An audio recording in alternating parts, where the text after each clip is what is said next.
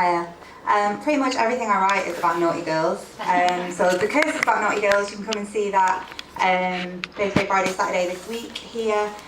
This is an extract from a story that's also about naughty girls. I thought that would be appropriate for International Women's Day. I've not given you the whole thing, but hopefully it's enough of a taste. Things turning ugly. It happens all the time. Ever since Shah hit 16. She's so gorgeous, it makes everything else ugly. Especially the men. Always wanting what they can't have. Before long, it turns them into monsters. And that always ends in trouble. And now Chardonnay slumped in the back seat of their stolen silver Mazda, bundled up in a white bikini and fake fur leopard print coat. Caramel skin, sun-bleached blonde hair. She's every inch the retro bombshell, except she's unconscious and covered in mud and blood. Twin headlamps tunnel into the night. The auto route unspools like a ribbon. We're miles from the beach by now. Miles from anywhere. But it's still not safe to stop. Oi, Shah! She groans from the back seat. Still beautiful, despite the matted hair and smudged makeup. Don't go to sleep. In the rearview mirror, I see her lift her head and open one eye. She mumbles something. The words dribble into each other. What? I said wake up! Too late. I'm dead. She's blurred around the edges, but she'll live. She peels herself up off the seat. Right? Yeah? Where are we? No idea. Where were you going? I don't know. A beat. Her eyes are baby blue marbles, strobed by the street lamps and rolling in their sockets. I watch her in the mirror, worry itching in every cell, my knuckles tighten white on the wheel. We're low on petrol and past Perpignan now. Not far from Spain, according to the signs. Wait. Hold up, rewind. Let's start over. A little scene setting first, you know? Picture this.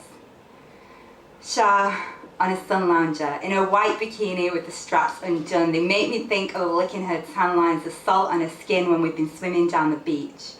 She's got a plastic cup of cherries and ice cubes propped on her stomach, balanced between hip bones that jut up like fins. She's fishing them out with juice-stained fingers, popping them between her lips. I'm on my front, on the next sun lounger along, in black bikini bottoms and coconut factor 15. At home, Shah's freckles are all but invisible. Here, they splatter her skin like spilt paint. It's been about an hour we've been sunbathing by the pool and we've already sunk 6 strawberry daiquiris each. We're not staying in this hotel or anywhere on this resort. We're at the hostel in the old quarter, sharing a bunk bed in the dorm. Or would have been, except we're never there. That's the thing about Shah. She never sleeps at night. She says, it's a waste of time. Time we could be using to get trash, get fucked, have fun. Sleeping's only for after sex, or when the sun is up. So we sleep during the day, but it's better that way. We've been all over in the last few weeks. Paris, Prague, Barcelona, Ibiza, Amsterdam. City to city with sunburnt shoulders and blisters from our rucksack straps. Cheap booze, cheap drugs, good clubs. We started out sophisticated with croissants and hot chocolate in a cafe by the river, Shah memorising the lyrics to Lady Marmalade on the Eurostar. I can speak some French, but not enough, and once we'd been to the top of the Eiffel Tower, there was nowhere to go but on. At the hotel, Chardonnay is making eyes at the pool boys.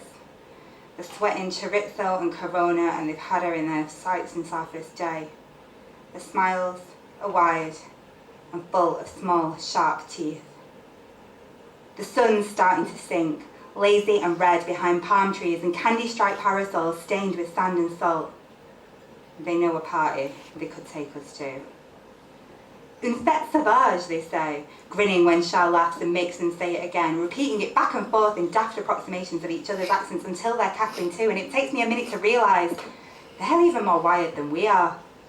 Hear that, Brittany? These two have got our night all planned out, a savage party, right? And they nod.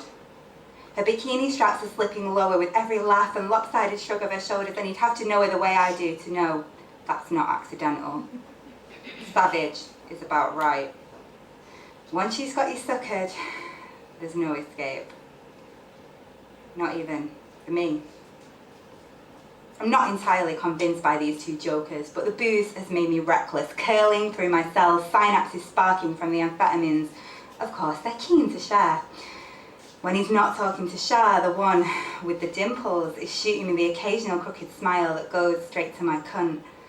I give Chardonnay a nod, then down my drink.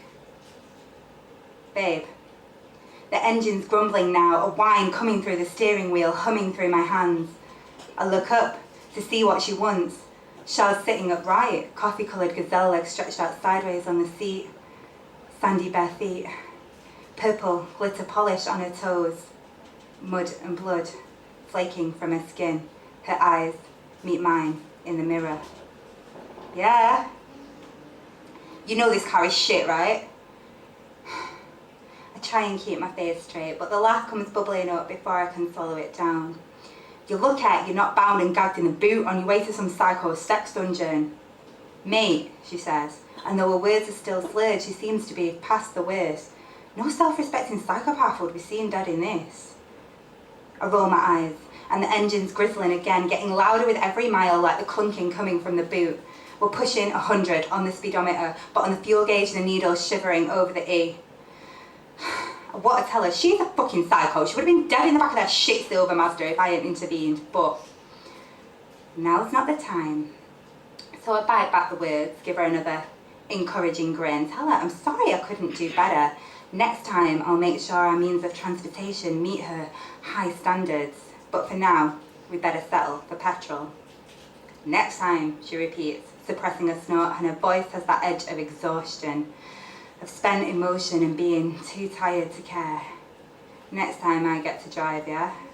And choose the wheels. She curls like a cat on the seat, leans forward and puts her paws on my shoulders, frilling her fingers over my collarbone. The knot at the back of my neck. It's 10 kilometres to the next service station. On the control panel, lights tick off and on in the dark. Shah goes quiet, and I look up to check she's still awake, but her eyes are wide open, cool blue and blank. At the service station, the sky fades like a bruise from black back to purple and blue. Neither of us wears a watch, and I turned our phones off hours ago, but you can tell morning's coming despite the dark. We ransack the glove compartment, come away with a battered atlas and a fistful of coins. The stars are scrubbed and quiet, and the service station is alive with light, glowing like a spaceship in a spaghetti maze of slip roads that don't lead anywhere. In the bathroom, we pay €4 for a shower so hot it scalds. In a cubicle definitely too tiny for two. Banged elbows, wet hair, soap suds blobbing onto the tiles and sand crusting round the drain. White triangles over her tits and the tan skin in between, flaring from sickly to tropical when the fluorescents flicker. The water shuts off when our time's up, but not before she kisses me again, my tongue in her mouth and my hands on her hips and her back pressed hard against the taps. Back in the car, we dig through our backpacks for clean-ish clothes, wriggle into shorts and t-shirts with still wet skin. I feed change into the coffee machine, and we drink with the doors open while the sun comes up, map spread out over our knees.